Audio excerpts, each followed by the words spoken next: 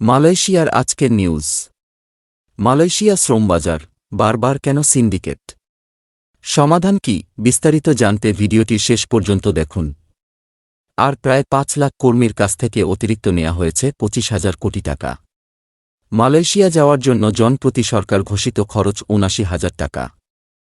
অভিযোগ, তাদের কাছ থেকে আদায় করা হয়েছে গড়ে ৫.৫ থেকে ৬ লাখ টাকা।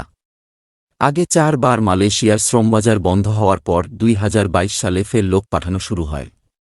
এই দফায় মোট ৫ লাখ কর্মীকে ছাড়পত্র দেয়া হয়। Bangladesh association of international recruiting agency বলছে, তাদের মধ্যে ৩০,০০০ জন মালয়েশিয়া যেতেই পারেননি। ৩১ মের পর থেকে বাংলাদেশ থেকে লোক নেয়া বন্ধ করে দেয় মালয়েশিয়া। ওই তারিখের মধ্যে যারা রেজিস্টার্ড, তাদের মালয়েশিয়া যাওয়ার সুযোগ ছিল।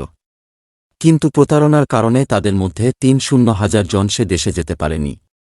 শেষ সময় বিমান ভাড়া বাড়িয়ে তাদের কাছ থেকে অতিরিক্ত অর্থ আদায় করা হয়। কিন্তু সেই টিকিটও ছিল জাল। প্রতারিতরা যা বলছেন, তাদেরই একজন নরসিংদীর মোহাম্মদ আবু বকর। তিনি ৩ দিন ঢাকায় বিমানবন্দরে অপেক্ষা করেছিলেন মালয়েশিয়া যাওয়ার জন্য, কিন্তু যেতে পারেননি। ১ জুন বাড়ি ফিরে গেছেন। তিনি বলেন, আমি ঋণ করে ও কিছু জমি বিক্রি করে ৬ লাখ টাকা দিয়েছিলাম ঢাকার ফকিরাপুল এলাকার এক দালালকে। কিন্তু সে এখন ফোন ধরছে না। তিনি জানান, শেষ মুহূর্তে আমাকে বিমানের টিকিট দেয়া হয়। কিন্তু ইমিগ্রেশনে গিয়ে জানতে পারি আমার টিকিটটি জাল। টিকিটে নাম্বার নাই। তারপর ৩ দিন সেখানে অপেক্ষা করে দালালের সঙ্গে যোগাযোগের চেষ্টা করেও তাকে আর পাইনি। এখন আমি কিভাবে কি করব ভেবে পাচ্ছি না। সাভারের আতিয়ার রহমানেরও একই অভিজ্ঞতা। তাকেও ইমিগ্রেশন থেকে বলা হয় তার টিকিট জাল। তিনি তার গরু আর জমি বিক্রি করে দালালকে টাকা দিয়েছিলেন ৫.৫ লাখ। আর নরসিংদীর সবুজ মিয়া জানান, ৫.৫ লাখ টাকা দেওয়ার পর টিকিটের দাম বেশি বলে শেষ মুহূর্তে আমার কাছ থেকে আরও ৫০,০০০ টাকা নেওয়া হয়। তারপরও আমি যেতে পারলাম না। মালয়েশিয়ায় গিয়ে কি হাল! তবে মে মাসের শেষ ৪-৫ দিনে কয়েক হাজার লোক যেতে পেরেছেন মালয়েশিয়া। ৩১ মে পর্যন্ত পাঠানোর সুযোগ ছিল। যারা যেতে পেরেছেন তাদের কাছ থেকে টিকিটের দাম বেশি বলে বাড়তি ১ লাখ টাকা আদায় করা হয়। তারা মালয়েশিয়ায় গিয়ে বিমানবন্দরে ৩-৪ দিন আটকা ছিলেন। এখন তারা মালয়েশিয়ায় ঢুকতে পারলেও কোথায় তাদের চাকরি হবে তা তারা জানেন না। তাদেরই একজন মাগুরার রফিকুল ইসলাম শেষ পর্যন্ত মালয়েশিয়ায় পৌঁছতে পারলেও তার চাকরির এখনও ঠিক নাই। তিনি জানান, আমাদের বেশাপাতুরিয়া এলাকার ৪ তলা ভবনে রাখা হয়েছে। আমরা এক রুমে আছি ৩-১ জন। আমাদের এখানে ঠিকমতো খাবার দেয়া হয় না। দিনে ১ বেলা খাবার দেয়া হচ্ছে। পানি নেই, ফ্যান নেই। ৩ দিনে মাত্র ১ দিন এজেন্সির লোক এসেছিলেন। বলেছেন আমরা ৩-৪ দিন পর কাজে যোগ দিতে পারব।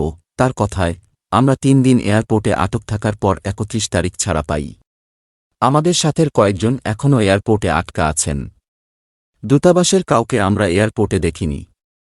তিনি জানান, আমি ৫.৫ লাখ টাকা খরচ করে এসেছি। কারোর ৬ লাখ টাকাও লেগেছে। আমি আমার জমি এবং স্ত্রীর গয়না বিক্রি করে এসেছি। এখন কি হবে জানি না। দায়কার Bangladesh association of international recruiting এজেন্সিজের বাইরা মহাসচিব আলী হায়দার চৌধুরী জানান, আমরা এখন হিসাব করে দেখছি কত লোক যেতে পারেননি। তবে ধারণা করছি ৩০,০০০-এর কম হবে না। মালয়েশিয়ায় এই পরিস্থিতির কারণে সিন্ডিকেটকে দায়ী করা হচ্ছে।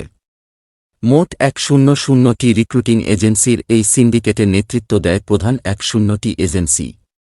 ওই এজেন্সির বাইরে আর কেউ মালয়েশিয়ায় লোক পাঠাতে পারে না। তাদের মধ্যে সাবেক মন্ত্রী এবং সংসদ সদস্যরা আছেন। পুরো চক্রটিকে পরিচালনা করে সারওয়ান নামে মালয়েশিয়ার এক সাবেক মন্ত্রী এবং মালয়েশিয়ায় বাংলাদেশি আদম ব্যবসায়ী দাতো আমিন এবং বাংলাদেশে বাইরা নির্বাহী কমিটির সদস্য রুহুল আমিন স্বপন। দাতো আমিনের মালয়েশিয়ায় ডেস্টিনেট নামে একটি কোম্পানি আছে। তার মাধ্যমেই সব কিছু নিয়ন্ত্রণ করা হয়। বাইরার সহসভাপতি রিয়াজ উল ইসলাম জানান, সরকারি খরচ ৭-৯ হাজার টাকা হলেও আরও বিভিন্ন খাতে টাকা আদায় করা হয়। এর মধ্যে সেসব টাকা নেওয়া হয়। তার মধ্যে আছে, স্বপন সাহেবের একটি ফান্ড আছে, সেখানে জনপ্রতি দিতে হয় ১,৬০,০০০ টাকা। ভিসা বাবদ অতিরিক্ত আরও নেওয়া হয় ১,৫,৫,০০০ টাকা। টিকিট বাবদ ১ লাখ। আরও মেডিকেল সহ বিভিন্ন খাতে ২,০২,৫,০০০ টাকা নেওয়া হয়। এছাড়া যারা সাব এজেন্ট তারাও অতিরিক্ত অর্থ আদায় করে। তার অভিযোগ, এর আগেও ৪ বার এই সিন্ডিকেটের কারণে মালয়েশিয়া লোক নেয়া বন্ধ করে দিয়েছিল। তারপরও বাংলাদেশ সরকার এই সিন্ডিকেটকে অনুমোদন দিয়েছে। মালয়েশিয়ায় আরও যেসব দেশ লোক পাঠায় তারা সিন্ডিকেট অনুমোদন দেয় না। একমাত্র ব্যতিক্রম বাংলাদেশ। তিনি জানান, এই সিন্ডিকেটের কারণে চাকরি ছাড়াই অনেককে মালয়েশিয়ায় পাঠানো হয়েছে। ভুয়া কোম্পানির নামে পাঠানো হয়েছে। ফলে অনেকে সেখানে গিয়ে কাজ পায়নি। আর সিন্ডিকেট ৫-৬ গুণ বেশি টাকা নিয়েছে। এই পরিস্থিতিতে মালয়েশিয়া লোক নেয়া বন্ধ করে দিয়েছে। যারা এর জন্য দায়ী তাদের বিরুদ্ধে আগেও সমরকার ব্যবস্থা নেয়নি, এখনও নিচ্ছে না। তবে প্রবাসী কল্যাণ ও বৈদেশিক কর্মসংস্থান প্রতিমন্ত্রী শফিকুর রহমান চৌধুরী বলেছেন, মালয়েশিয়ায় কর্মী পাঠাতে যারা সংকট তৈরি করেছেন তাদের ছাড় দেওয়া হবে না। মন্ত্রণালয় ও দূতাবাস তাদের চিহ্নিত করতে কাজ করছ। তাদের বিরুদ্ধে শাস্তিমূলক ব্যবস্থা নেওয়া হবে। তিনি আরও বলেন, যারা যেতে পারেননি তাদের বাইরা টাকা ফেরত দেবে। কিন্তু বাইরা সহসভাপতি বলেন, আমরা কেন দেব? যারা প্রতারণা করেছে তারা দেবে। তাদের বিরুদ্ধে সরকার কেন ব্যবস্থা নিচ্ছে না? এখানে অনেক প্রভাবশালী এই অর্থের ভাগ পায়। তাদেরও চিহ্নিত করা হোক।